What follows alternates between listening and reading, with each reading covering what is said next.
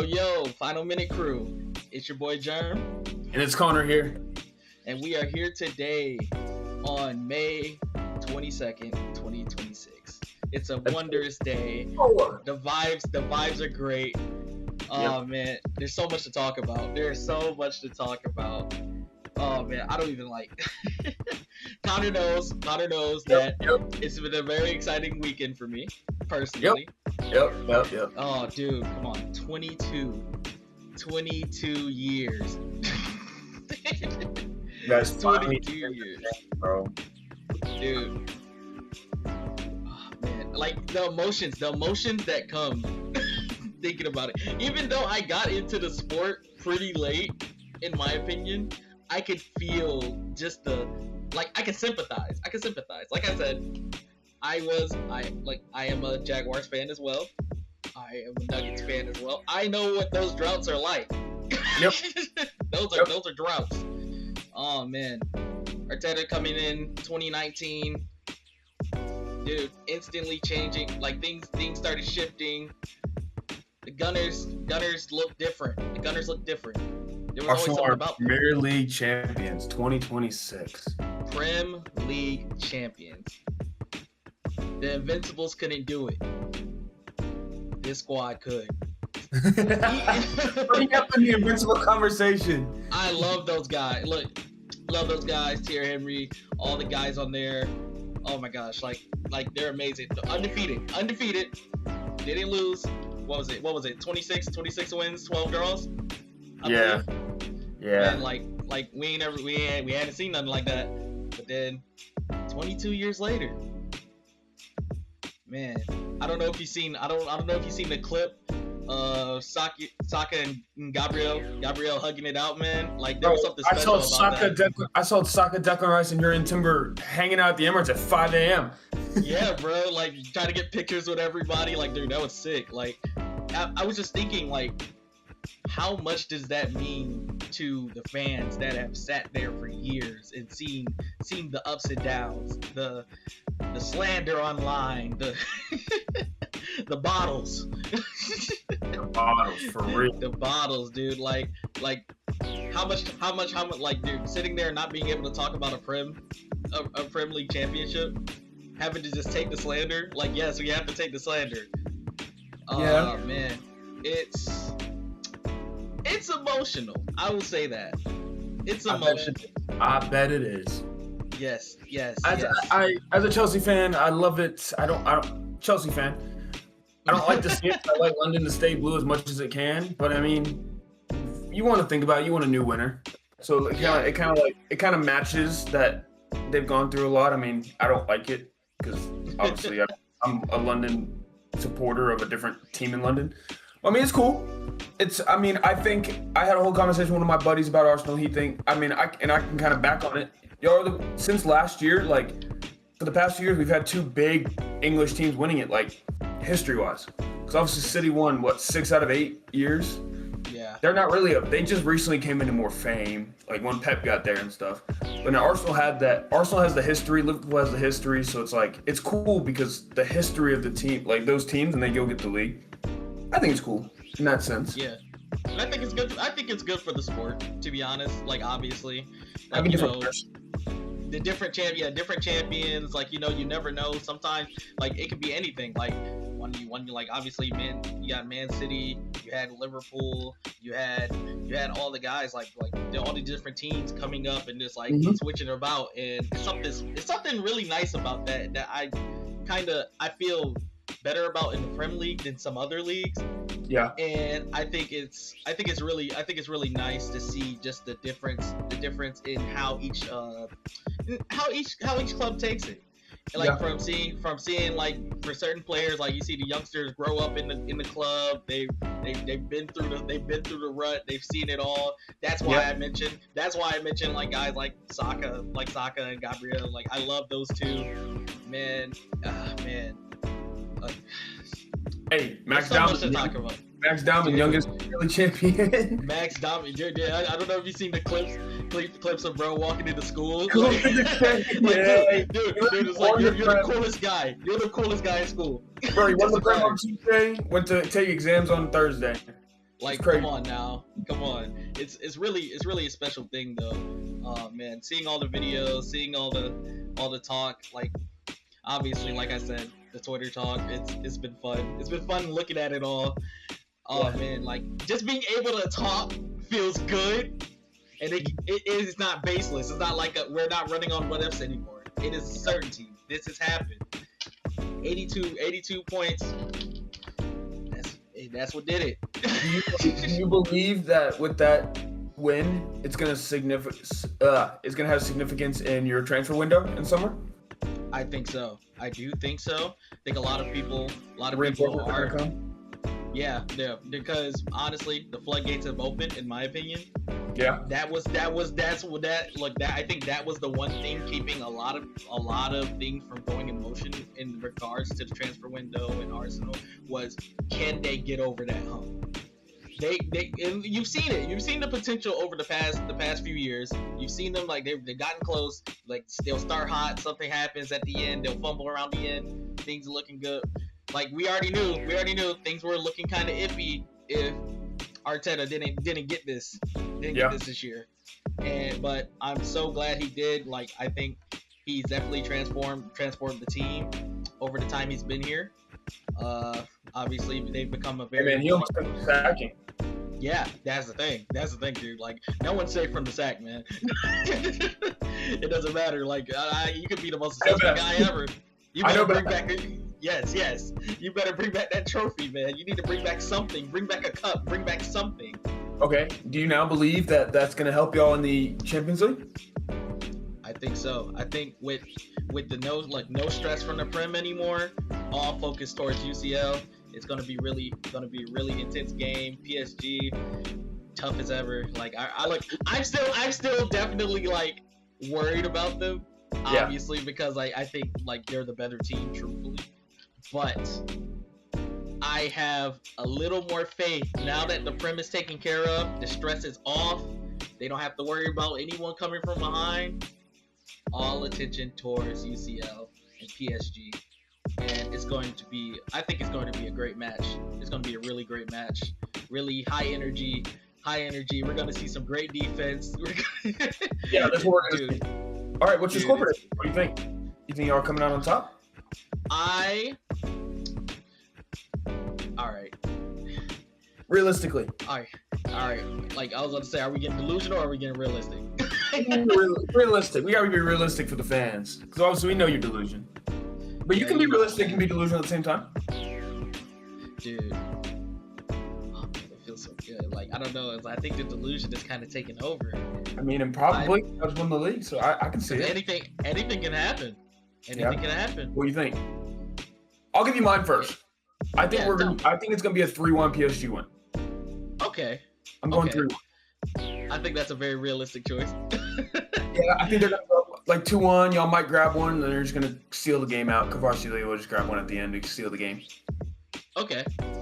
I have Arsenal. Okay. Taking it on pins. Ooh, I'll be okay with that. I got Arsenal taking it on pins. What's the score going into pens though? You say 1-1, 0-0? 1-1, yeah. I was like 1-1, and PSG gets 4, Arsenal gets all 5. Nice. But you know, I think that'll be facts that in the Champions League for the past 5-6 years, the losing team has never scored. As in, every game has had a 1-0, 5-0, 2-0, 1-0. We've never had both teams score. So I think if you look at the history, whoever scores first in that final historically should win the game. Yes. According to how history makes it, whoever scores first should win the game because the other opposing team never scores.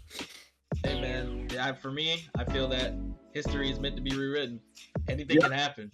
That's true. And look, Arsenal just did it. Yeah. What say they can't do it again?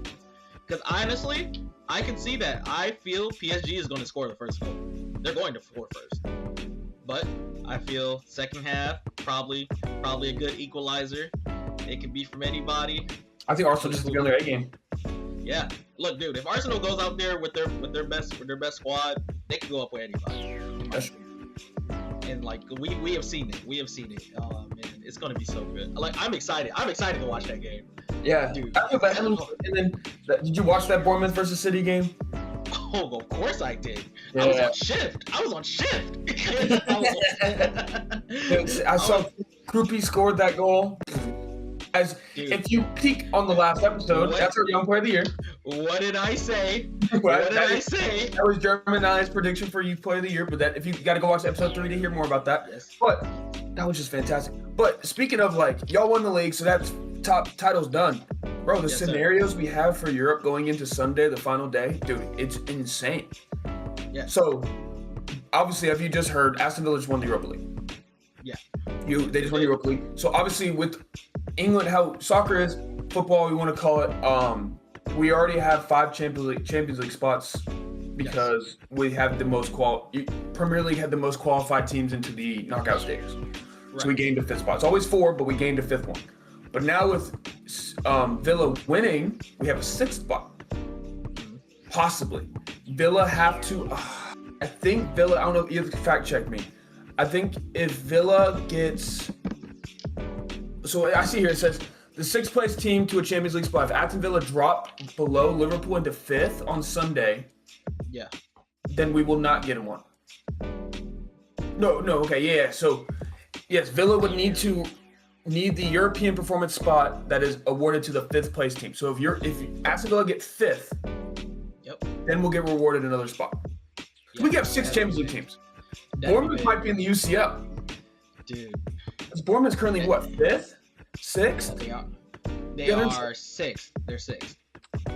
Dude, we might get a freaking another spot. Okay, we're talking about that spot.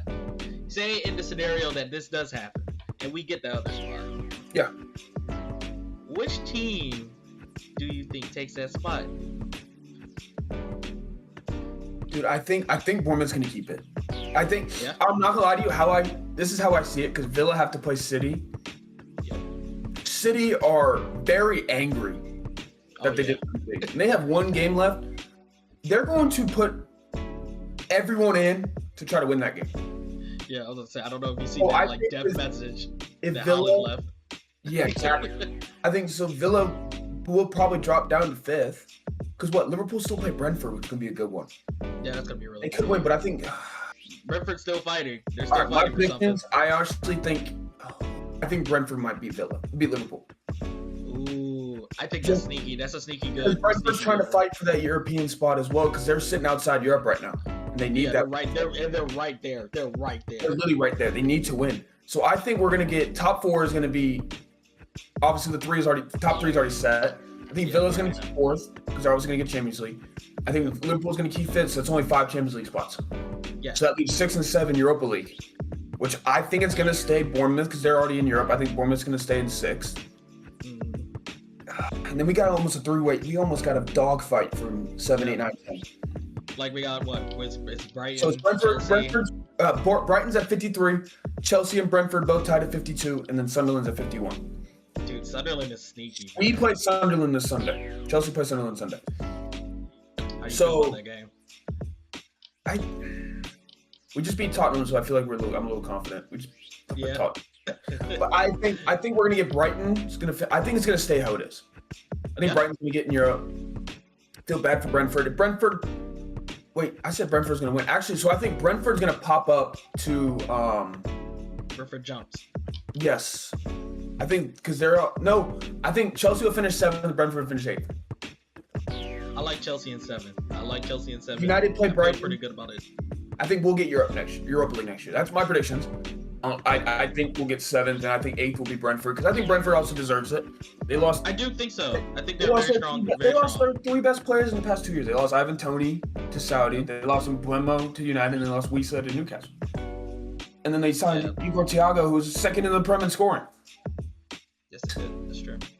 Dude, I feel that. I think Brentford and Chelsea, I do like those picks. I'm very much like. I'm confident we're getting Europe because I think Chelsea automatically get Conference League if we win.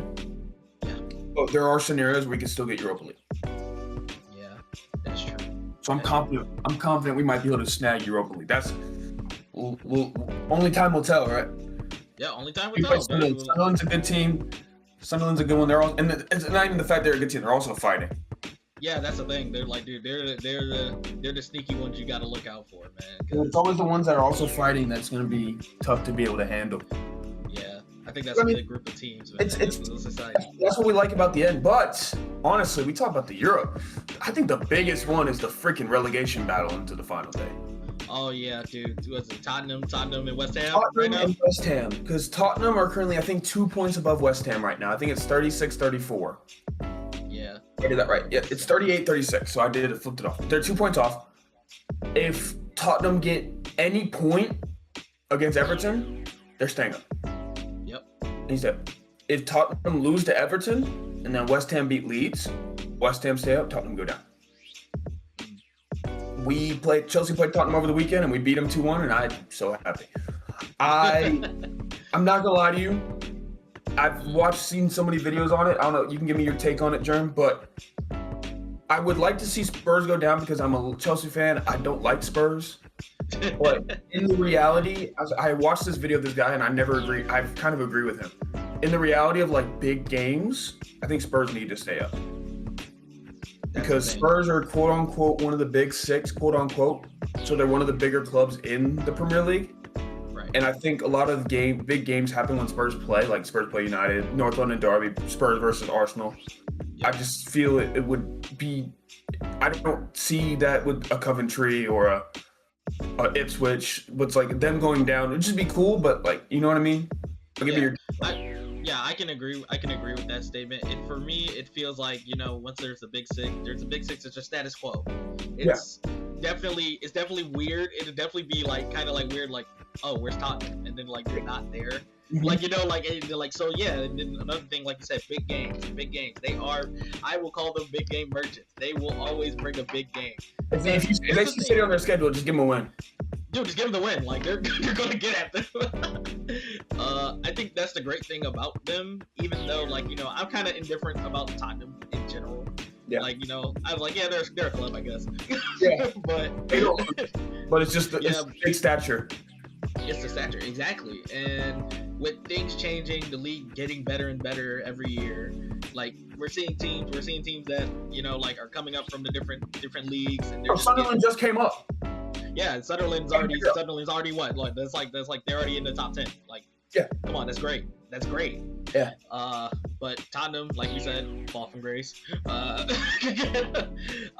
honestly, for me, West Ham, I feel bad their matchup. Yeah, like, dude, like, it's funny. Fun fact. First team I ever played for in FIFA. West Ham. Yeah, I played for West Ham, dude. It was like, and I was like, dude, I love the bubbles. I love the atmosphere. It's like, it's really cool. It's really West cool. Got a good atmosphere. It's just like they're built to be a Premier League team. Yes, and it really sucks that they're both in the positions that they're in. Because I think before the year I predicted Wolves, Burnley, and I think I said like Leeds or something. I think you said Leeds. I think you said so. Leeds. But like, I did not expect Spurs to be. I thought they would have. I thought they were going like mid table. I thought mid table. I mean, I could see it because they did they lost Son, their best player, and it's like they were also playing Champions League football, and you don't like to give an excuse, but I will give the excuse for them. They have had a crap ton of injuries. Yeah. Very unfortunate. Like, they've had very unfortunate injuries, but it's like, bro, they might go down, which is crazy. I like the thought of that is like, it's insane, but I want it because I just think it would just be so funny. Okay, that's the part. That's like it's a funny banter, but then you look at it and you're like, all right, who did they play on the weekend? We got a big game. Oh, we play Ipswich. It just like that should be the Spurs, not Ipswich. I feel like because people actually sit down and if Arsenal's playing North London Derby against Spurs, people are gonna sit and watch it. Yeah, they're gonna watch it. And Arsenal Ipswich games, unless you're a true Arsenal fan, you ain't gonna be like go out of your way to really. It's gonna be like you're guaranteed to almost win that game anyway. Right. And honestly, I feel with Tottenham being in the position that they are, like I said, fall from grace this isn't the status quo of them going down. Being without the big six for maybe a year or two, or who knows, like whatever they do down there, if they go down there. I definitely feel in their matchups. I feel Tottenham can get it. Tottenham can get at least they can get that goal. They can get that goal. I think they can. I think Tottenham are going to stay up. Yeah. Predictions. I really do. I think West Ham. I think Leeds are going to be better. I think they're better than West Ham right now. Yeah. They're in better form. So I just feel like Leeds are going to come out victorious in that game. I think Tottenham will stay up. Yeah, I got for that game for Everton against Everton. Obviously, I think the Everton Tottenham game. I think even if they lose, Spurs lose. I think West Ham will also lose. Yeah, I'm not confident in West Ham. I'm a little more confident in Tottenham. Yeah. I think, and when they played us over the midweek, they didn't play bad. I don't think they played great. Yeah, they didn't. Yeah, and that's the thing. Good. Oh yeah. Well, I was like that's the thing with Tottenham, in my opinion, is that obviously, like, you know, they've been there. They know what it takes. And they're fighting. They're fighting to stay up. And I think nothing is worse than a relegation final Sunday. Like, it's like very, very scary thought. Like, you know, look, dude, those 90 plus minutes, like, you don't know what's gonna happen. Dude, just get the ball in the goal. That's all on their mind. Get the ball in the goal. I think their biggest. They do that, they stay. I agree. I think Spurs' biggest mindset right now is like, bro, if they go down, all their players are leaving. Everyone's gone. They have some quality players on their squad. They're gonna lose half their team. So I mean, they're gonna cash in, but it's like also it's not even the fact they're gonna cash in. Usually, when you have relegation sides and they like teams that get relegated, their best players leave, but you lose like so much money. Like when James Maddison went to Tottenham. James Maddison was with Leicester. Leicester went down, and he was gonna leave at the end of the season anyway. But then they went down, so he went for cheaper. And that's the thing, I don't think with Spurs, what's tough about it is they might go down. They might not even come back up. It's tough. That's a scary thing. Like, and that's always the scary thing about relegation is that you never know. You never know if you are going to be able to climb back up. Leicester, for example, they went down last year, and now they're going down to the League One. Like they literally got relegated to the championship. Like a few years ago, we were just talking about them like they were the best. They were the best team. They won They won like 10 years ago, 8, 9 years ago. Come on, like now they're in League One. It's crazy how things can change, man. For most years, and that's what makes the Prem good. Yeah. I love the aspect of that, and I love that like they have that other than other leagues and like different sports. Is that like if you are that bad, you're going down. You're gonna play in a lower league. Like, you suck. I think that's funny. I love that. It brings more competition. It's scary. You're going down even more. Yeah. If you stink, get the League One, man. We don't want you scared in games. We don't want you trying to farm a game against Liverpool. Look, bro, there ain't no draft here, buddy. You can't take for picks. You gotta go. They would have brought that rule into fruition like the NBA. I'm trying to tell you, man. I think that's hilarious. Well, since the NBA was now mentioned, we've had... Oh, wait. Dude, like, let's talk about last round. Germ, recap me round 2. How'd that go? Because last time we got on, Spurs, the Spurs series was still going on, and I believe the Cleveland series was still going on. Because I think the Thunder swept versus Pistons, and the Knicks swept. Yep. Dude, them Knicks are dangerous, man.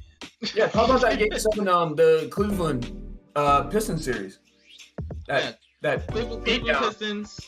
Cleveland's Pistons, like, I felt that it was gonna eventually bite the Pistons in the butt. That inexperience, that lack of shooters on that team, that was gonna be big. You're gonna need shooters going deep into the playoffs. We see that with the top teams that are still here. We see that they have shooters, they have guys that can make those shots. Pistons were without it. I don't know if you've seen the clip of talking about Asar Thompson. Like, dude, I don't care what you gotta do. Lock yourself up in that gym and try to take 100 jump shots every day. He's Bodie.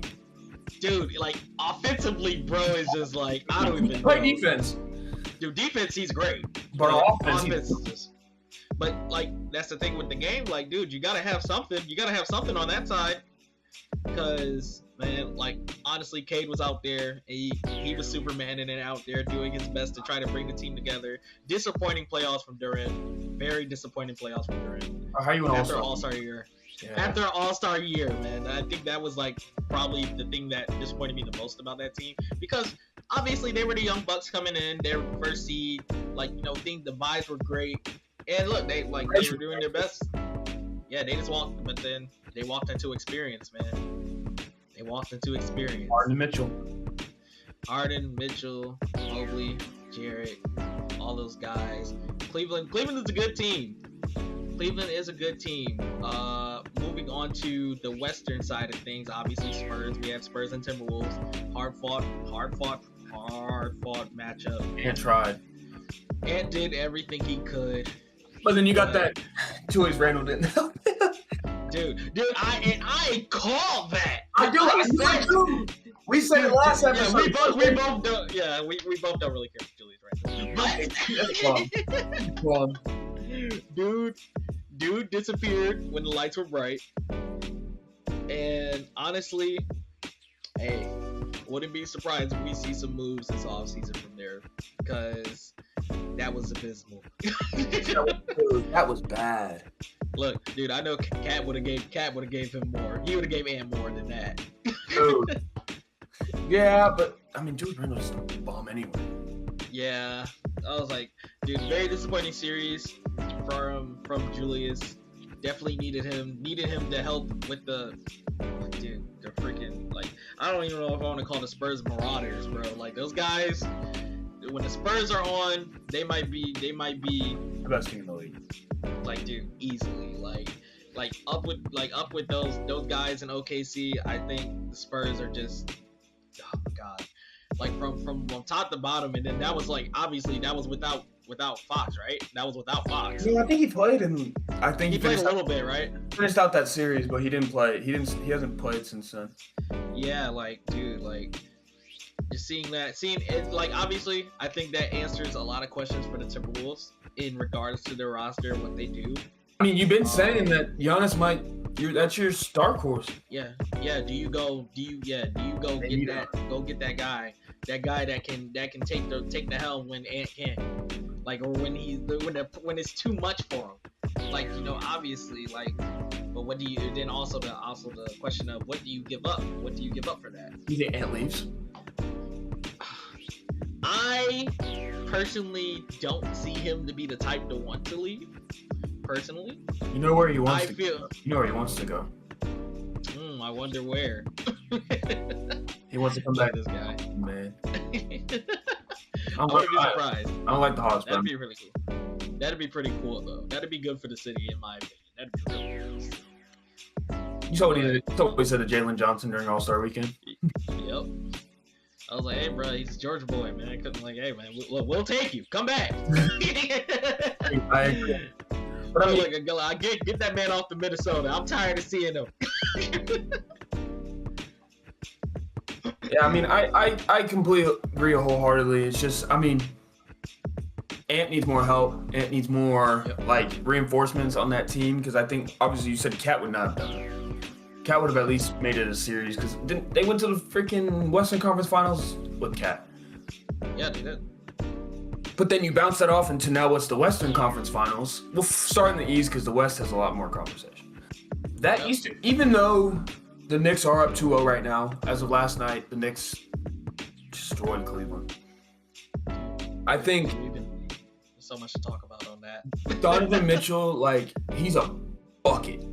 But that man, it's one of those where I've been watching the last two games, and he just, like, he's trying, I guess you could say, a little bit too much. Like, obviously, he's the number one option on that team, but he's not playing like he knows how to be a number one option on the team. I mean, when you have James Harden chucking up bombs and trying to, man. Yeah, dude, it sounds like a war over, like, when I'm watching that offense. Like, yeah, literally, like, I'm just like, dude, that rim is gonna start hurting in a minute. Like, please, dude. They're both trying to play hero ball. Yeah, that's the problem. It's like, I'm like, and obviously, you can tell already that the Knicks have adjusted. They have adjusted to the Cavs system, or whatever that system may be, which is hero ball, as we've seen these past few days. I feel they're playing much less like a team and more like a team gasping for air against a suffocating Knicks defense. Yeah, because like we have seen that. They were up by damn near 30 points in game one. Yeah, but then dude, I don't know if you've seen Bro's new nickname. He has a new nickname, the Brunisher. Like, dude's like the Punisher, bro. Like, he walked that team down solo.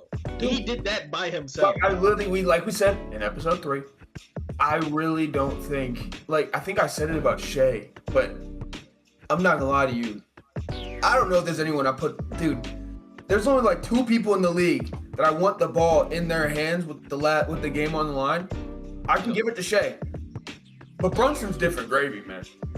Yes, man. Brunson just knows, when he signed that contract, I remember seeing things and hearing things, and Knicks were pissed. They didn't want, because they were like, Brunson had yet to because he was in Luka's shadow in Dallas. Yep. So it was Luka. I think Dirk was still there, but he was in the shadow of Luka. So Brunson was showing sparks of him being a great caliber player. I remember watching him at UConn. He could be that guy. Yeah, he could be that guy. But then the Knicks paid him, and then we were all like, why would the Knicks just pay him $70 million 4 years or whatever?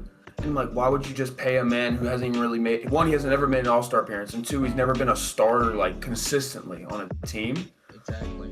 And they were all confused, and then that man just came into MSG and said, this is my time. And then he became he learned how to play in the half court a lot better, in the sense of being able to how to facilitate in that sense. He'll get you your dimes, he'll get you your buckets, and he just what I like about watching Brunson is his way of creating his shot. He knows how to create a shot well off the ball, off the screens. He knows how to create it off. He's more effective off the dribble. Definitely. He's a lot more effective off the dribble. He's going to be able to hit you with the and he's going to step up on you. But it's I just think Brunson's just that. And with this team, what makes it also great is the help. Dude, Josh Hart hitting 5-6 3-pointers last night. Dude, that team is a well-built team. It is. Bridges had a decent game. Didn't surprise.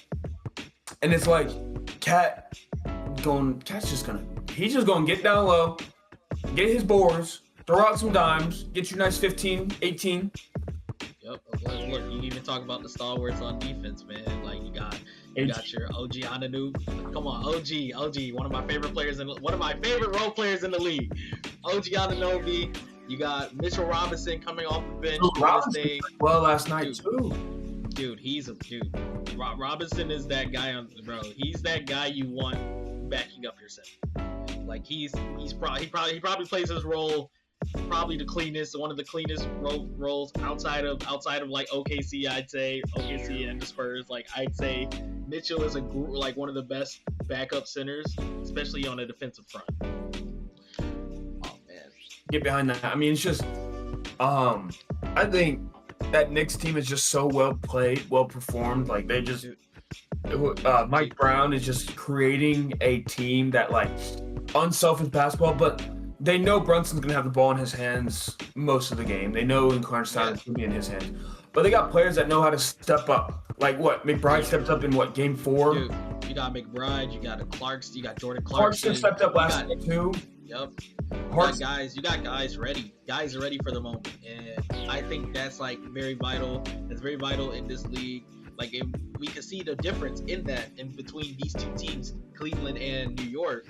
We can see there's levels to this, man. Yeah, because Cleveland's playing not horrible. They're not horrible. Shooting the best. They're making the best decisions they can for their shots. They're making good shot decisions, but they're not executing enough to be able to calibrate and connect with what the Knicks are doing to back it. Because the Knicks are doing what the Cavs are trying to do, but at 200x.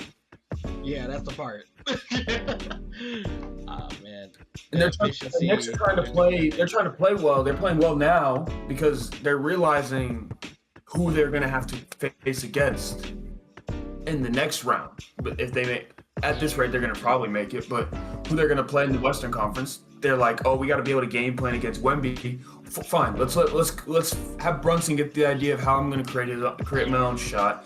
Hart, how are you going to go play against the Keldon Johnsons or the Champagnes? Like, how are certain players going to be able to step up? Like, can Bridges play well against Vassell in San Antonio? And then you got the OKC. Oh, Brunson. All right, we got OKC. They're a little bit of they're smaller in the sense that you don't have to play Wemby.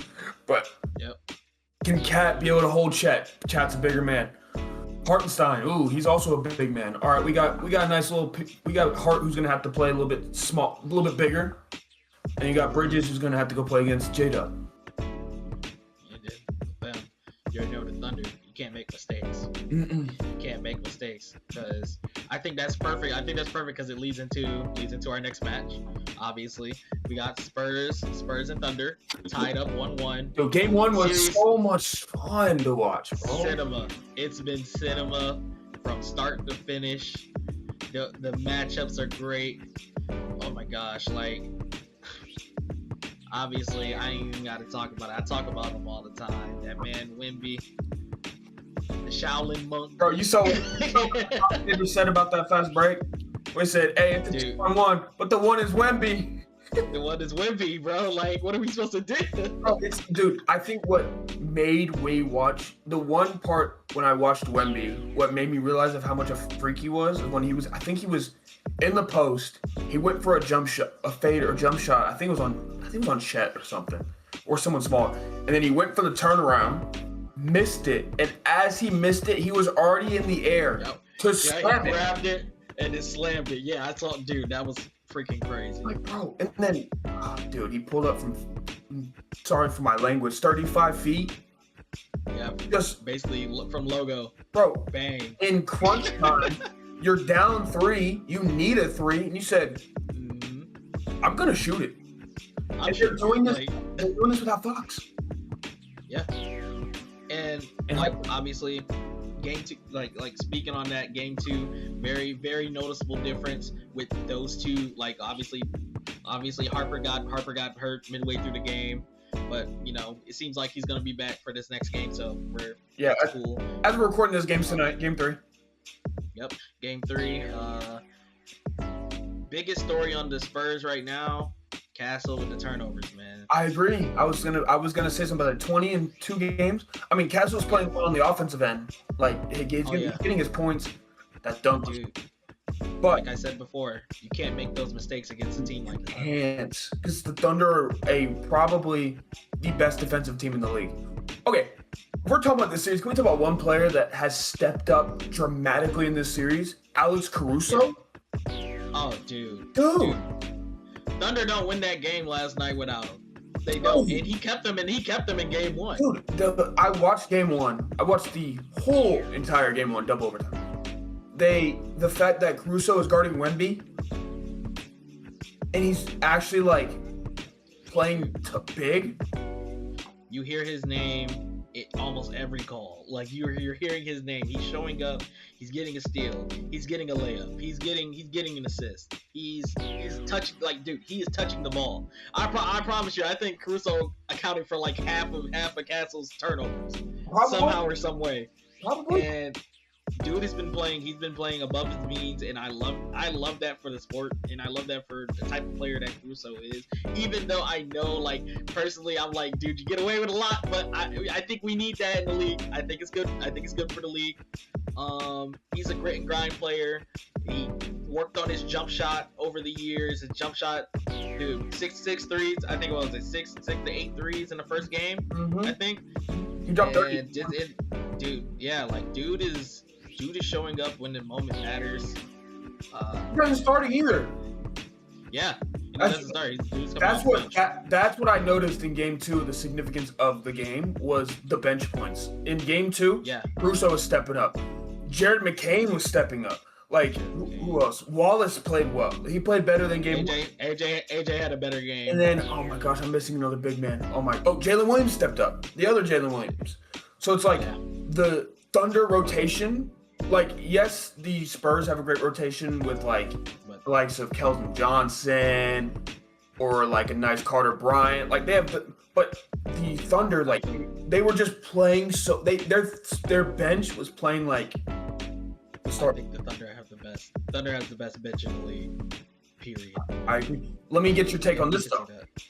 Yeah. So are you watching what Hartenstein's doing? Yes, yes, I am.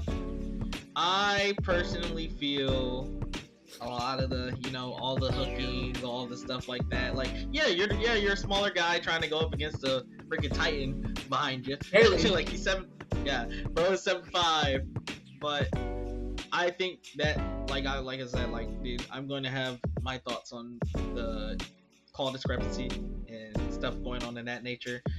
I think there's been a lot of flock that needs to be that is well deserved in my opinion. We have seen the clips, we've seen all that. Like, yeah, you're gonna have to stop this guy, but Thunder are gonna do what they do. Like, and we've seen that. They're gonna hook, they're gonna get the little jabs, they're gonna do the little stomps. I mean, like little things just to get them. And it's aggressive though. Yeah, and it is, and I think it's a very aggressive defense. And that's what the Thunder pride themselves on. They are that type of team. They are very aggressive on the defensive end. They're going to do whatever they can. They're going to poke, pry, do whatever. That's going to come. And I know that Wemby, that's been Wemby is still Wemby. He's going to do his thing, but we've noticed that with the big men, the great big men in the league, that they're going to get that. And Wemby has clearly taken on that and understanding that they're going to attack me. And they're going to attack me very physically. With two, you got a bruiser in Hartenstein. You got Chet is still big guy. They have their rivalry going on for years. It feels like Chet finally got it in his head. Like, I'm not just gonna stand down and take this. And we've seen that in game 2. We've seen that in game 2 a lot. He definitely stepped up. Yeah, definitely stepped up in game 2. I feel that a lot of things are going to change in this game, as it seems that like we said, Fox is most likely going to play today. I think turnovers on the Spurs side definitely die down. They die down a lot in that term. Like obviously Thunder are still going to get their steals. They're the Thunder, but without a player like J-Dub in there, that changes. Yeah, he's out. So a lot of things change. In that aspect, and their whole game plan. Mitchell's gonna probably start, isn't he? No, Caruso's gonna probably start. It might be. It's gonna be either him or Caruso. I think they. If it was me, yeah, I was gonna say if it's me, probably starting out, especially with Fox back, I would like to have Caruso out there. Just because I believe so. They said they held him out last game. It looked like he was ready to go, but they were like they were gonna be safe, hold him out. But playing at home. You're playing at home. Wouldn't be surprised if Fox comes out either this game or next game. Is Harper back? Harper playing?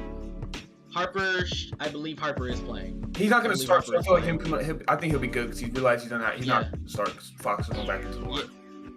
Yeah, and definitely seeing obviously I think Fox is so important to that team for his facilitating, for his speed. Like the guy can manage the game. He makes it a little easier on Wemby and Castle, so that Castle can look that dunk Castle had, man. Oh my! I'm not gonna lie to you. I've seen many good ones. I think that is one of the best dunks I've seen since John Morant in the playoffs 3-4 years ago. I had to stand up. I had to stand up when I seen him jump up like that. I was like, dude was above. He was above. Who did he dunk on? Was it Hartenstein? Yeah, I think so. Yeah, he was above Hartenstein while he was jumping.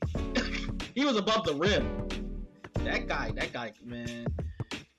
That man was playing with something in mind. I know he's frustrated. He's definitely frustrated about his turnovers. He knows that this is going to be the hardest series he's ever played in his life.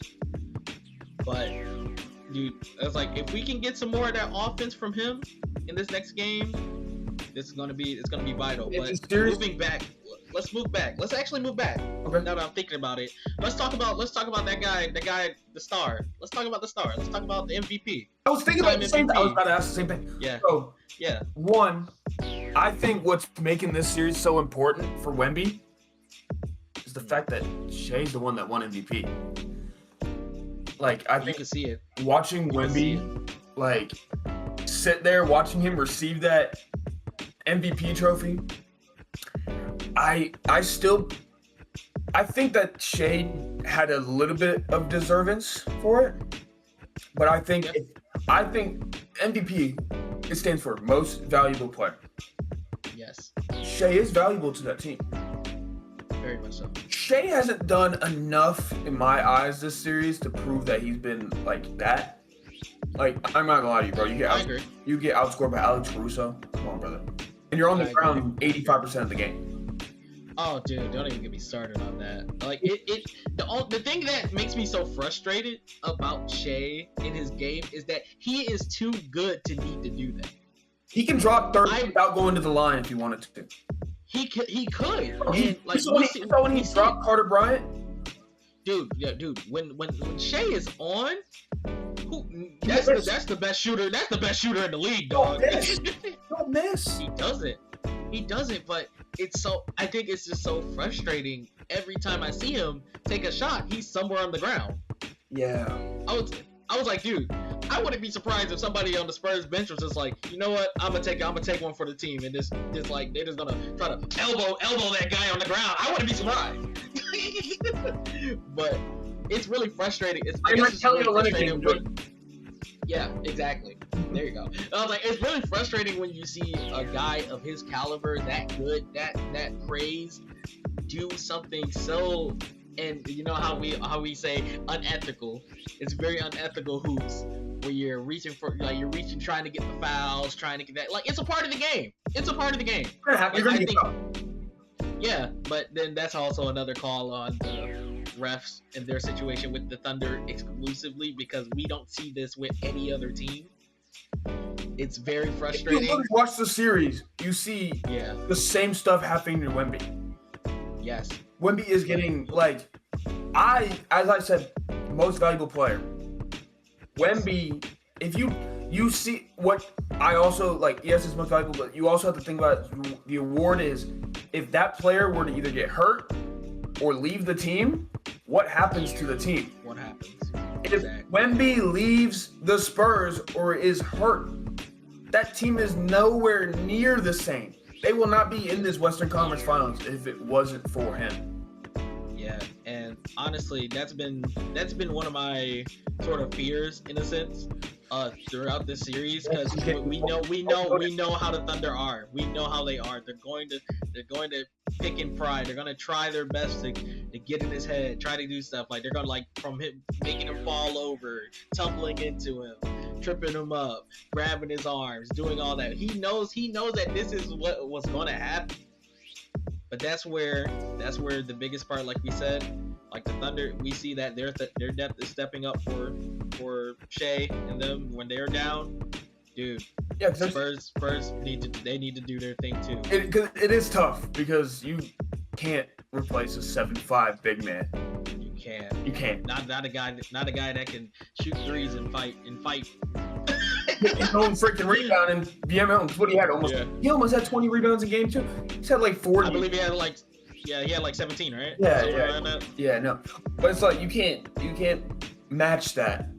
The Spurs can match it in the sense that they do have someone in like 7'2" in Chet, 7'3", and you got Hartenstein who's like 7 foot, who's a big body. He's not tall, super tall compared to the other ones, but it's a bigger body. A lot stronger. Because you have who's the backup for the Spurs? Cornette? He's nowhere near the cover of those two.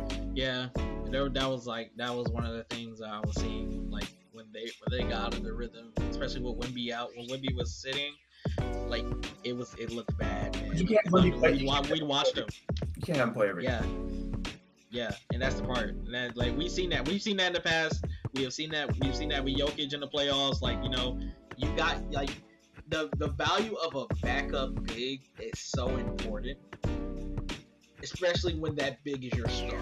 Like you literally just mentioned about the Knicks. Yeah, Mitchell Robinson. Like, you see the whole tone of that team switches when Mitchell's in, and I think every great team has that. and we see that with the Thunder.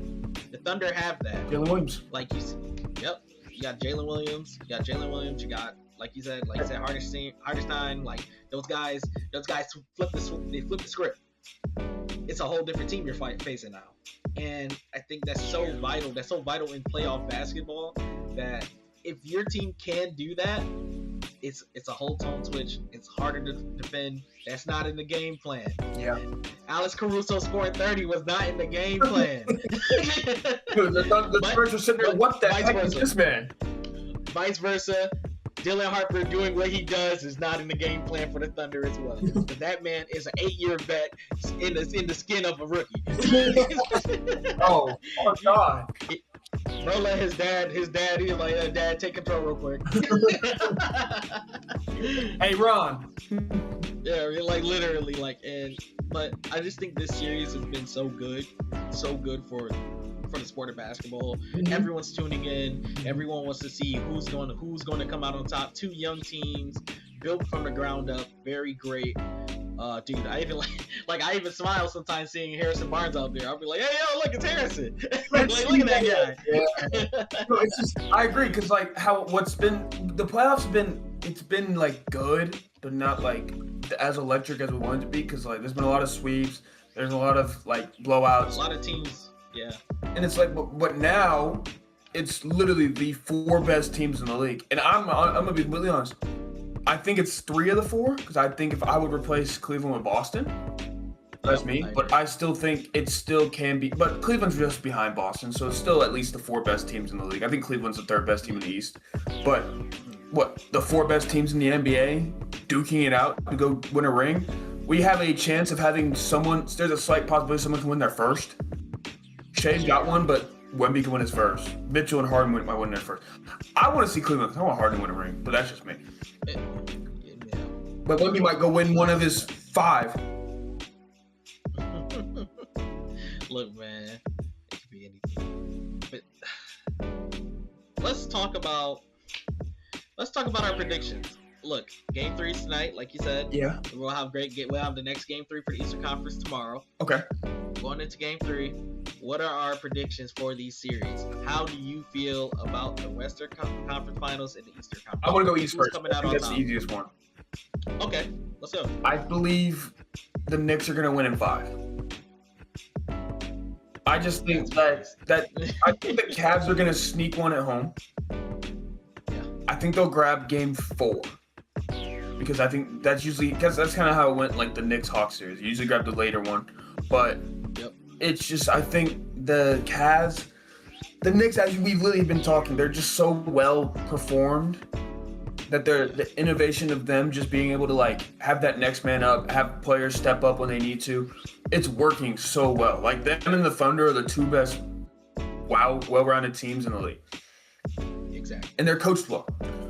So I think Knicks in 5 just sounds very nice. I think also why, because like I don't like the Knicks, but you think about it like a basketball standpoint, they want to lift that Eastern Conference trophy at home. Dude. They want MSG to see it. Dude, come on, the sidewalk talks are gonna be immaculate if that happens. And then I'm not gonna lie to you, I do think the Spurs series will go to 7. I agree wholeheartedly. I'm going, and God, how I'm gonna be is I'm just gonna say it's going to 7. I really have no idea who's gonna win in 7. Like legitimately, who I want would be San Antonio, but who I think, I don't even know who I think is gonna win. I think it's just gonna go to 7, and we'll just see how it goes in Game 7. Because I don't know. These are in my opinion, these are the 2 best teams in the NBA. And it's like they're playing against each other to fight for the NBA. Like how Game 1 went, and then Game 2 wasn't the best, but I mean the Spurs had two guards hurt, so they didn't really have any help on the rotation side. But they got them 2 back, and then who knows? Tonight's gonna determine how the series goes. That's my opinion. I think who wins tonight might end up winning the series, because I think if the Spurs get their 2 guards back in Harper and Fox, Harper played, but he got hurt, but they're both coming back. If they both play well, Spurs might go on top. If Wemby gets another 40-30, they're definitely going to win. Oh, yeah. Let me know. What you think? All right. Definitely sounds a lot closer to mine than I thought you were gonna say, which is awesome. I have, with the way the games are going, I feel Cavs do take one. They take one. I was gonna say they take game 3 because I think they take game 3. And I think they will. I think they will be closed out by the Knicks in 5 in an overtime game. Okay, I can see it. In an overtime game, they're gonna fight. They're gonna fight their hardest. But from what I've seen so far, I just don't think they have enough. They have enough for that Knicks team. Too much firepower. Brunson Burner, that guy. Like, you can't really do nothing about him. Josh Hart balling out, doing his thing. I just think there's too much. There's too much on their plate to take care of, in my opinion. I think they're just being outmatched, and obviously the age of James Harden is showing, and it sucks, but it's reality. Things happen. Yeah, it's reality. The youth is taking over.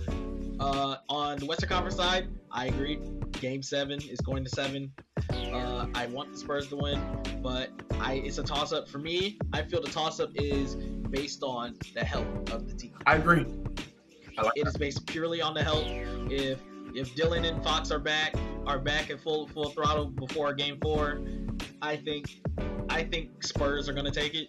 But with the questions of J-Dub and what's going on with his injury, I feel that the Thunder, they, as much as great as Alex Caruso is playing, you can only do so much.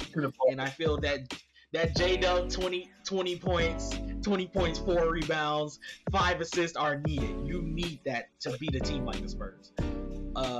So personally, I'm gonna go, it's a toss-up, but I'm gonna go with Spurs in 7, based on purely the health situations going on with both teams. And I'm worried. I'm like, dude, if Shea keeps falling on the ground, he's gonna get stomped on at least once. So yeah, that's the point. Yeah, so those are my picks. I got Spurs in 7, and I have Knicks in 5 in overtime. Okay, so the same. Well, NBA has been, dude. If y'all haven't already, tune into these Western Eastern Conference Finals. Tune in. They've been cinema. Sit down, get your popcorn, get your pizza, get your snacks, dude. And they're on every day. There's no breaks in between. They literally every day. Every day you'll have a game going up to the finals. But Prem's been talked about, big titles coming up, big title and all that stuff. 2K. NBA's been talked about, whatever. I don't know why I thought. Then you got NFL. There's nothing much going on in the NFL just yet. Season doesn't start for another few. Yeah, I'm chilling. Rookie minicamps going on, so we got some surprises. I saw some Zachariah Branch clips. I've seen some Mendoza. I've seen Carson Beck look good. I've seen some clips of some players. I've seen some Drew Aller footwork that is now leading to Aaron Rodgers' return. Yes. 25 mil for a year, man.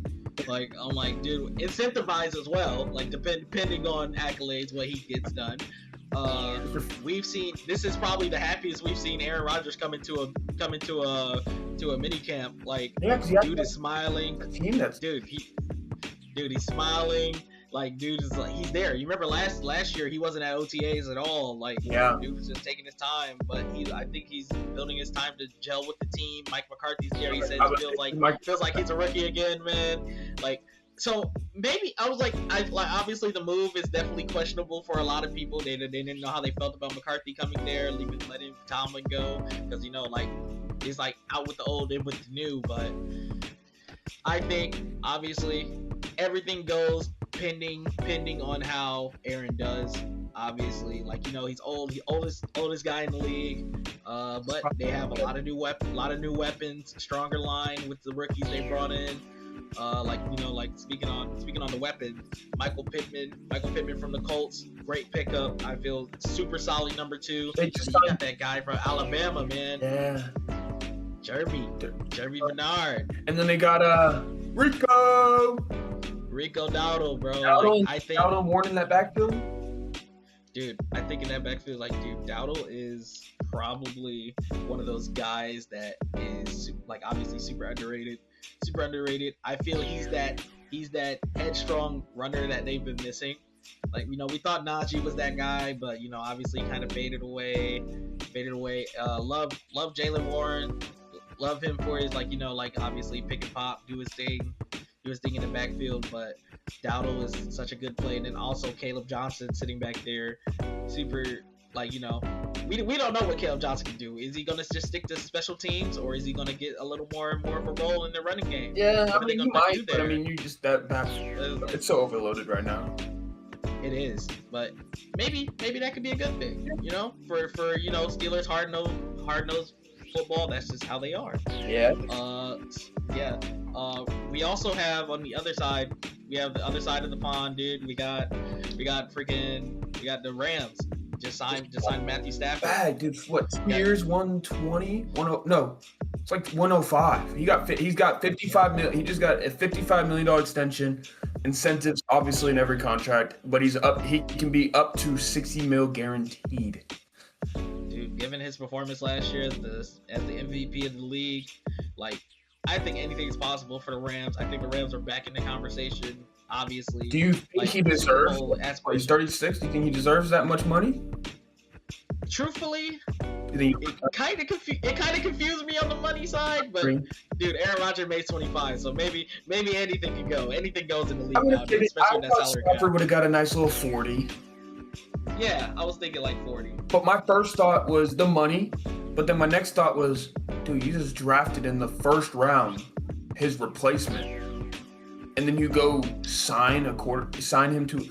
I mean, obviously, it shouldn't be anything like you're gonna obviously sign Matthew Stafford. Stafford's great, but you just drafted a quarterback replacement when you could have signed a cornerstone piece to win now. It's very questionable for the Rams right now. Very questionable, but they still, for me, in my eyes, they still have Super Bowl aspirations. They were right there. They were literally right there. They didn't change too much. Got the same crew in. Got a lot of guys. That division is strong. Dude, come on now. That division is going to be cinema to watch. Dude. Niners are getting healthy. Obviously, Brock Purdy's gonna be doing his little Dougie things. And And then you got obviously the reigning champs. Okay, we don't talk about Arizona. Arizona's got a good team. What's going to set Arizona apart is their schedule very tough. So, yes. But the Rams, I see it. They needed to bring Stafford in. They wanted to try to make sure he wasn't going to leave, but you just want to kind of secure him a little bit more. Mm-hmm. Dude, that's your faith in him that you guys are going to the Super Bowl. You're trying to get back there, man. And I think it's the right move. Obviously, with Ty Simpson there, you're gonna want him to grow under Matthew Stafford, in my opinion. Obviously, we don't agree with him being taken as early as he was, but I do feel that it was a move in their mind that was okay, this is our kid of the future, but he's gonna need to learn. He's going to need to learn directly under a guy that's done it all. Yeah. And I feel that getting those reps under him and learning directly under players such as Matthew Stafford is great. Matthew Stafford's been through the ringer. He knows what it takes. He knows the highs and lows of the NFL quarterback position. That man is torn. This dude tore his arm, but throwing bombs still. He's done it all, and I feel it's a good move. In my opinion, I think it's a good move. Definitely let him grow under him, see what he does, learn his motions, learn the playbook, get some time under that, because as soon as Stafford's out of the door, it's all him. All Simpson's team. And a guy with close, very little experience in the starting position. So it's going to be really interesting to watch the Rams this year. Obviously, they're still even though we have Seattle, they're still I love the Rams to come out of the NFC this year. So they have the roster definitely to get out of that conference, but you just got to think about it their defense is great, but I feel like their defense is still so inexperienced, right? To the point where they need to. That's where I thought they were going to go in the draft to try to bolster them, and also I think they need. Yes, they have Puka. Yes, they have Devontae, but they still need another one because Devontae's going to probably be gone once Stafford's gone. He's basically said when Stafford retires, he's out the door. Yeah, he's done. Yeah. So it's you needed another. the receiving class coming in next year is going to be fantastic. The draft class next year. So I can see it, but I still don't understand this Ty Simpson pick. Yeah, it's confusing, especially for that early of a pick. Yeah, they could have traded back into the round to get him. I don't know. I think, but I don't think Stafford. Like, yes, two vets are now getting money. I mean, we grew up watching the Stafford and Rodgers, so I mean, they were gonna get their money somehow. But I mean, so let's talk about AJ Brown. AJ Brown. So Devontae, that's what I meant to say. He's now WR1. Did you hear that he actually is on the phone with some wide receiver ones, trying to get some wide receiver one advice. Because he's already aware that he's now the one. He's already aware that AJ Brown is leaving. Are we waiting? Because I think the new league window opens up, I think, in like a week and a half. I think it's the 8th of June. It opens up, or it might be the 4th. It's definitely like the first week of June. Yeah, it's like first week. Yeah, so that's when the new league window opens up. We think we're going to see AJ Brown in a Patriots uniform. But I also heard about another team that's swooping in. Your boys in Jacksonville are looking at him. Yeah, it's definitely an interesting thing to think about. Obviously, I think, like we said, like Patriots they've been mocking him to the Patriots ever since. Schefter basically said he's a Patriot. Yeah, which is like obviously a slam dunk. That's like very easy plug and play. Like he's number one instantly, no worries, no doubts. But with teams like they say, like they're saying like teams that are interested in it, like you say, like my Jags. Personally, as great as a move as that I feel it could possibly be, and that's the word possibly. I feel the Jaguars are definitely not the type of team that runs. They're a wide receiver. They have a committee. They run by committee, and I feel it's like there's not just who's the guy on that team. Like I feel that the ball gets spread very much in Liam Cohen's system. I feel like there's no definite start in, but AJ Brown's one of his main demand has been I'm the number one, give me the ball, and I feel that type of player isn't what the Jags need at the current moment. Yeah, okay, but especially given look at it in the sense of that. Do you look at it and still talent? Do you feel like you still need him off talent, or do you feel like you don't want him because of that? Do you still think maybe he's still a talented player, so I might consider? I think he's the guy. I think he's on maybe more than half the teams in the league. He is that number one. He is that guy. He's obviously top. I would say top 5. I'm fine with saying top 5. He's top 5 based on talent alone. He's big hands, big receiver, big plays. He does it all. Like, you don't really have to do too much with him. I feel in that system with the Eagles, obviously that year one, it worked beautifully. Because you got Devontae, you got AJ, yeah, Saquon, but like the ball, like it's like too much to feed for, it's too much. Yeah. In my opinion, it truly, for me, I just feel the only team that makes the most sense is the Patriots. The guys with no number one. The guys that Drake May needs a number one guy. He needs a big receiver. Brady had his big guys. He had his Gronk. He had Randy Moss at a point. He had his Edelman. He had his guys. But Drake is gonna need that guy. Like, cause who would we say is that guy for him? Like, cause even when Stephon was there, he wasn't that guy. He wasn't that. They got Dobbs. They got Douglas, like you feel me, like, but I feel that's why I feel that a guy like AJ Brown he fixes that all. And you're going under a great coach, Mike Vrabel. Yeah, Mike Vrabel's been there. He had Vrabel in Tennessee. Like, come on, man. Like, so like, and like, yeah, they got history. So I don't see why not. To be honest. Yeah. I think they definitely need to push on that a little harder right now, because obviously, look, the league's only gonna get better. I agree. And like, is that chance for you guys to get to that Super Bowl gonna happen again? With you got a healthy Broncos returning, you got the Bills coming back. And they're better. You got Chiefs quarterback that's returning from injury. Chiefs quarterback. You got the Bengals, who should be better, but we don't know about their defense. You have the Ravens. I mean, Joe Burrow said it's the best offense he's ever played in. Exactly. Oh man, dude, you like you said, like you got the Jags, you got the Chargers, there's so much competition.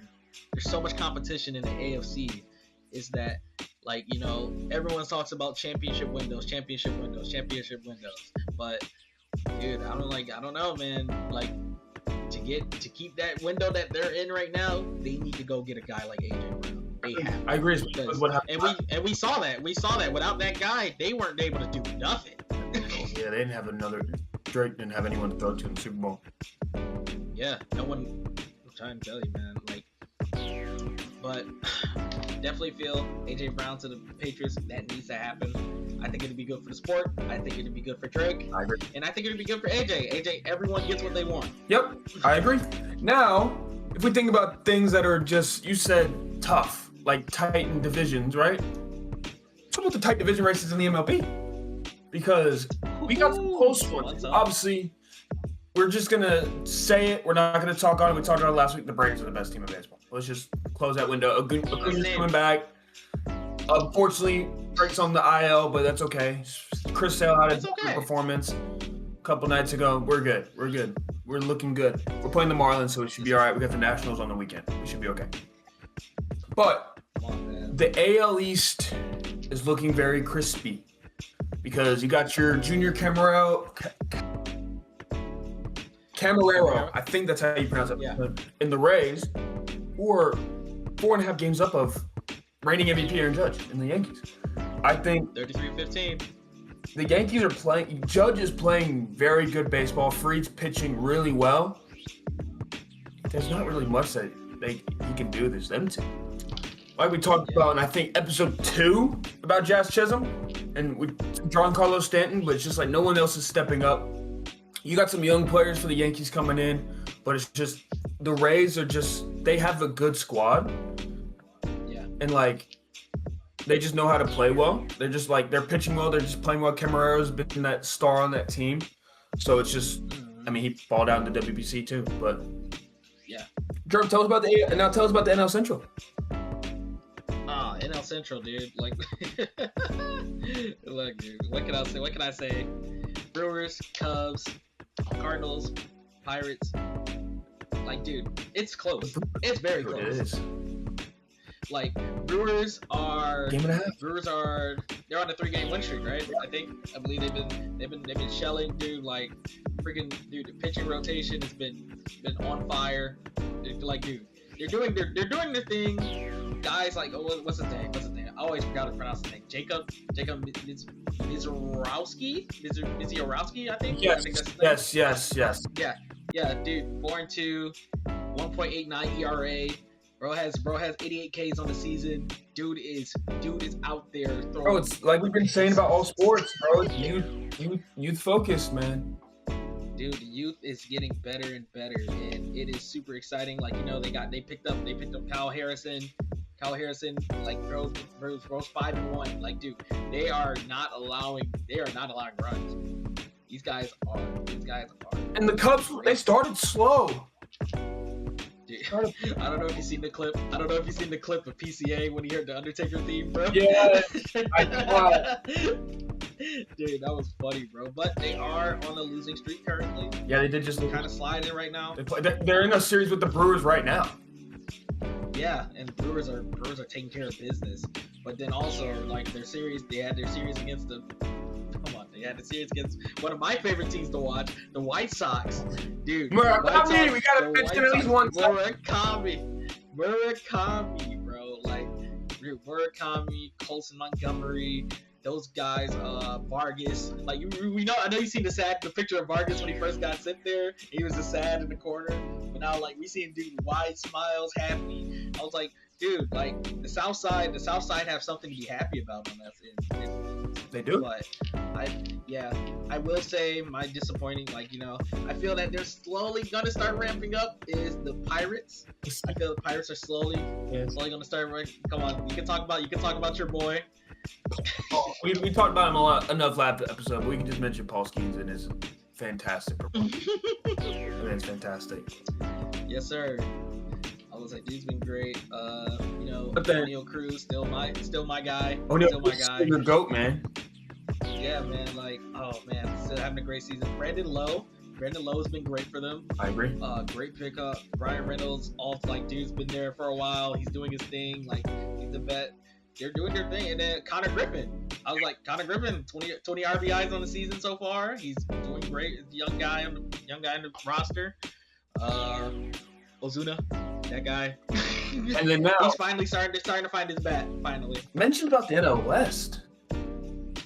Oh man. That division, because the two top teams are on paper two of the top teams in baseball.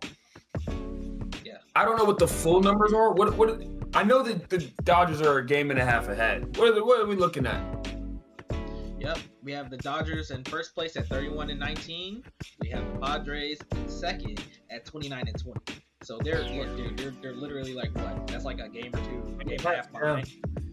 Yeah, and things have been going pretty. They've been pretty weird in that division. And for me personally, watching them obviously for the Dodgers, they have the most stacked team in the league. Like from name, looking at paper, you're just like, just look at the top five. Just look at their top 4 or 5 rotation. Yeah, look, like, it's just Ohtani, Betts, Freeman, Tucker. Like what? Bro, like freaking, they're going to be. I can't even forget that guy Baez, bro. Dude is freaking. Oh, he is. Dude is going crazy. Like every time I check, I'm just like, dude, he has another home run. Like, dude, they've been so good. They've been so good. You already know. You're gonna expect that. They're the Dodgers. Like the Dodgers are going to always be in the back champ. Man, yeah. What's the guy, dude? Man. And then you look at the we got to talk about the Padres. Been pretty disappointed with Tatis this year so far. Mm-hmm. Dude is the ground out machine right now, in my opinion. Like honestly, but like once he finds his bat, dude's easily like top one of the top hitters in the league. When he finds his bat, he got it. But I don't know what's going on so far with them. I feel that this guy, freaking the pitcher. Sorry. Yeah. They're freaking closer, bro. Dude. He's pitching a .38 ERA. I can hear the music Jason already. Miller. Da da da da. Da da da da. Like, dude, that guy. You see those lights start flashing? You already know it's like, dude, you're not scoring. You're not getting a run. Bro, he is actually pitching lights out for that team right now. Because you obviously want that in a closer. Yeah, I was about to say, I think he has a sub-1 ERA. Like, yes, he's at .38. I saw it a couple days ago. Like, my God, dude. 45 Ks, all coming at the end, bro. Like, that guy's different. I knew he was different. I was so surprised when, you remember when the A's traded him, let him go. Like, I was super surprised. I mean, the A's are kind of that team, though. They like to build their players and then trade them, because I think they have some players that are going to probably leave there soon. They got a couple young guys, but that's usually how the A's are. Dude, I was going to say, like, if we're talking, like, the A's, look, I like watching the A's, man. They're top of their division right now, too, man. Yes, sir, man. Like, you got, obviously you got the big Amish. Got that man. You got Kurtz. You got Shane Langeliers, Tyler Soderstrom. You got Jacob Wilson. Yeah, he's injured, but you already know his bat is valuable. Yeah, that's youth right there, bro. Yeah, dude, the youth. And I didn't even talk about Lawrence Butler too. Like, watch when he gets heat. Watch when he gets heat. Atlanta native. Atlanta. He is from here, and we love him. Dude, oh my gosh, like that team. Alright. But like you said, baseball is just so fun. Like, it's also so many games. Yeah, like anything can happen, and anything can happen. Yeah, anything can happen. Who would have thought that Michael Harris was hitting 2 home runs last night? Come on, man. That's my favorite player on the team. Come on, man. Yeah, I got money, Mike.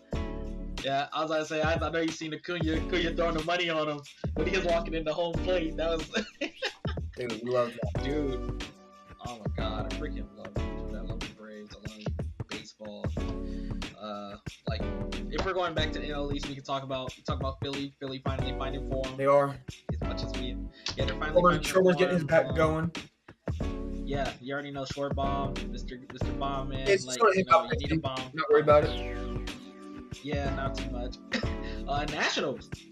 Starting to surprise us. Like, yeah, they're like, we're so used to seeing them and the Marlins kind of just like, yeah, they're kind of whatever, but those guys, they're being competitive out there. We gotta mention, if we talk about the Nationals, we gotta mention Collins Hill native, my high school, Nasim Nunez leading the NL in stolen bases.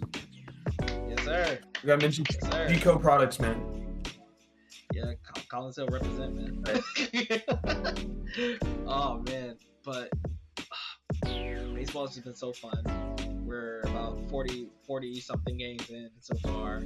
Things are going great, and it's only going to get better as the summer goes on. Yeah, because once all the NBA is over, World Cup will be coming in, and it's just like the MLB will be more like focalized. Because yes, NHL hockey playoffs going on. We don't watch it enough, so we don't really talk about it. But that's also going on. You got NHL postseason, you got MLB, it's in, but you got NBA playoffs. Yep. NFL's coming into its little fruition, and then you got WNBA started, like all that stuff, like everything's happening, bro. It's just great. I think it's great. It's summertime, we love it, man. It's getting, the sun is shining. The sun is shining. The sunscreen's blaring on our faces. The music blaring because we're hitting end of May. School's out for most kids. Yep. So everyone's gonna be becoming couch potatoes all summer. Yeah, become a couch potato. Start listening to this podcast. Yes, couch potato and watch the podcast on your TV. Yes, please do. I promise you, we're great background noise. We're great background noise. We are. Make noises for me. Just go to the pool, put your speaker on, and just. Yes, the final minute. We also put music in our thing, so it just sounds soothing. Yeah, some good music. Honestly, I like it. I like it too. All right, Germ. The favorite part of the show. Oh yeah. We have reached that time. We have reached the final I've already been thinking, so I'm gonna give you one question. Okay. And you need to talk about it for 1 minute. We forgot to mention earlier. England announced their World Cup squad. I need your thoughts for 1 minute, and I'm gonna give you a couple opinions at the end. But I need your thoughts for 1 minute on what you thought, what players you think shouldn't have made it, and what players you think got robbed. Okay. Are you ready, sir? All right. You have a minute starting now. All right, starting off. Personally, a player I think that should have made it, and it sucks because they are from my club. I don't think Noni should have made it. Noni should not have been on this. He should not be on this roster. Honestly, I think there were better strikers out there. Strikers and fours that could have been definitely up there. Personally, let's talk about. Actually, I'm gonna start talking about somebody I'm disappointed that didn't make it. That man Trent, Real Madrid. Very disappointed. Harry Maguire, surprised. Very surprised. Foden, dude was kind of. But I put him and Cole in the same situation. Those guys are kind of just like they probably need this break. Definitely to get their form back, get things going again. Another disappointing one. As much as I wanted them on the team, Lewis Hall on the team. Definitely was disappointed to see him not make the roster. Wonder what the manager's doing there. I thought he was like for sure getting on. I was pretty sure. Then another player of mine that I really like, Morgan Gibbs White. Really like Morgan Gibbs White. Very disappointed to see him not make that roster. Hoping they make the right decision because we need to see some difference from the Britain team this year. Because it's been nothing but disappointment for the past couple years. So wholeheartedly in almost every statement you said about that. Oh, I'm so glad. But yeah, I think those are my choices on that, and for what I think, like I said. But definitely, I think they got a strong team out there. They do, but I don't think it's strong enough because I would have taken Maguire over Gerald Kwanzaa. Definitely. I would have taken Lewis Hall over Spence. I would have taken Trent Alexander-Arnold over Livramento. I see why he brought Spence and Livramento because they both can play both sides. Yes. So I see the vision in that sense. I would have brought Adam Wharton over Adam Wharton over Jordan Henderson. Jordan Henderson, yeah. I would have definitely brought Cole Palmer, or I would have brought Cole Palmer over Nani Madueke. I would have, honestly, I don't think we need 3 strikers. I wouldn't have brought Ivan Toney because he's playing in Saudi. I would have brought Gibbs White over Ivan Toney. I agree. I would have brought Gibbs White. I think Gibbs White's been one of the most informed players. And then, besides that, I think everything else isn't bad. I could be biased of wanting Levi Colwell in the squad, but he's just coming back from injury, so I understand it. I'm not opposed. I don't think I would have brought Dan Burn, but I'm not opposed to Dan Burn. I think it's not a bad one. I really think the biggest one that was not in the squad is Harry Maguire. That's my opinion. I think Harry Maguire. Harry Maguire, dude. I was certain he was gonna make the squad. I was pretty certain he was gonna make the squad. I feel like, like I said, those status quo things. One of those status quo things. Like, dude, you see that flag, you expect to see Harry Maguire. Yes, I agree. But that's all we got for today. A little shorter episode today because there was not much to unpack. Stay tuned. We have a guest coming on the show next week.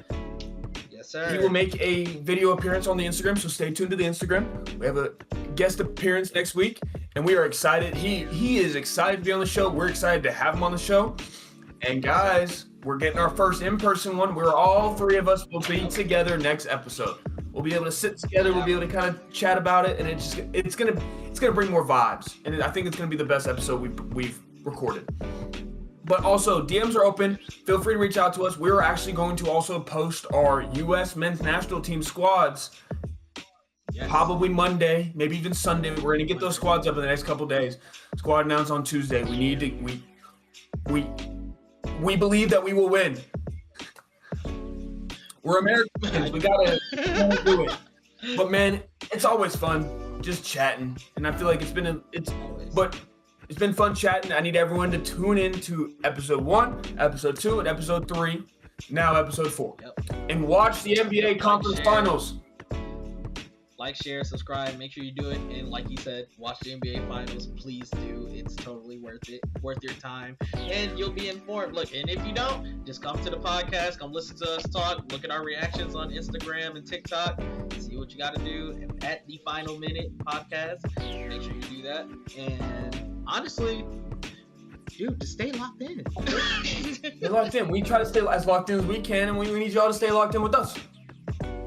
Yep, that's the truth. And if y'all have any takes you want us, as we've been saying, we're going to say it every time, even though we don't get much, we're going to say it every time. If there's anything you want us to talk about, shoot us a DM. Let us know. Just put in the comments, whatever. Just let us know. Yep, let us know. But this is the end of the podcast. We have made it past the final minute. It is time for us to depart. But definitely tune into everything. Keep us on lock. You already know what to do. This has been Germ. This is Connor. We appreciate y'all. All right, guys. Take it easy. Peace.